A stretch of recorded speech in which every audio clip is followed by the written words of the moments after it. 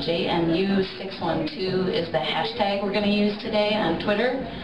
JMU612, so Java Meetup Minneapolis, obviously.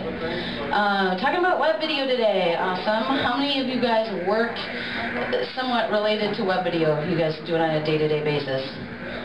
How many of you guys are just kind of clueless and have no idea and just want to be here? Yeah. First of all, I'm not sure if all you guys know, obviously we use YouTube every day, pretty much all of us, right? But did you realize that in 60 days on YouTube, this is kind of a crazy stat since I work in TV, I thought it was interesting. In 60 days on YouTube, there's more content uploaded and created than all 3 major TV networks created in 60 years. Like, it's just ridiculous. Ryan is the director of the studio at Olson, so yeah. He's going to talk a little bit more about kind of corporate structure and how they use it, where they use it, and how things run over at Olson from like a larger agency perspective. First, obviously, I'm the director of the studio department, which kind of incorporates a few different areas. We have copy editing, we have print production, and we have interactive production. We kind of, in some cases, are kind of considered a mini agency within the larger agency. We can kind of do whatever comes in. We got 3D, we've got Wes, who does all of our web video stuff as far as compressions and things like that. Wes here is a senior digital artist, senior interactive digital artist. Sorry about that. He is like, when it comes to doing any of our web stuff, as far as video, he is the guy. We use Flash, we use QuickTime. We're starting to do some HTML5 stuff, which is kind of a pain when it comes to throwing video into that experience. There's a lot of different, what would it be?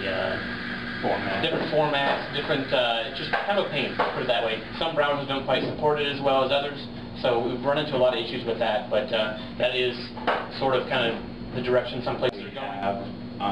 Like you said, so many formats to export whatever video to. Like we could be going to like a boutique site that has like FLVs. That video also needs to go to like Google Chrome users and Safari users, so the HTML5 formats, and then also like the mobile format. So this one video needs to be pumped out in like a minimum of 5 different formats.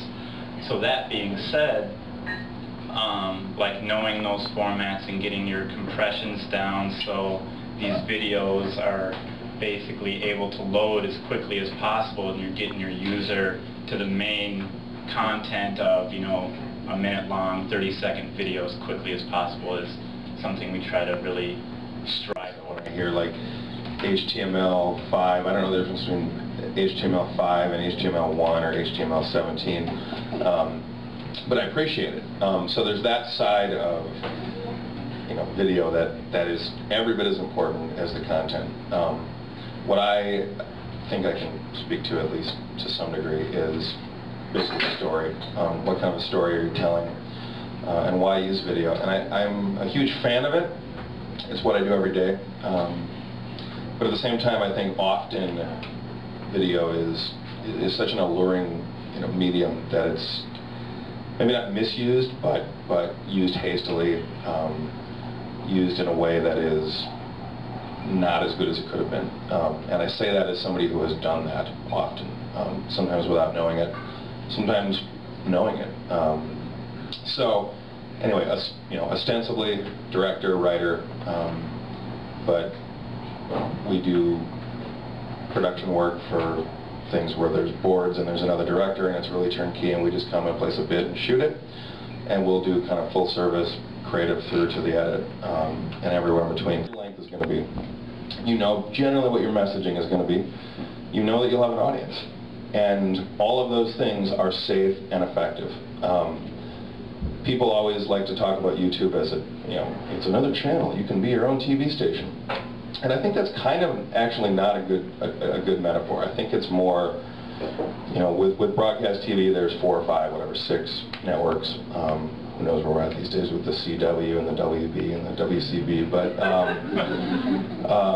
with cable or satellite, it's 70, 80, 100, couple hundred with YouTube, if you think of it like channels where, hey, my brand can have its own channel. Well, I think of it as an ocean, and every video out there is a drop, and we just talked about how much content is created per day. Most of it is absolute garbage. I mean, just crap.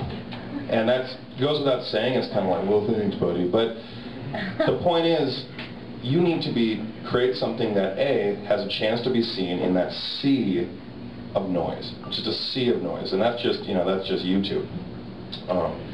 Much less all the other stuff. But B, try to figure out who you want your story to connect with. Maybe don't go for that 2 million view home run, because it may not even be a home run if you hit it, which it's really, really hard to do.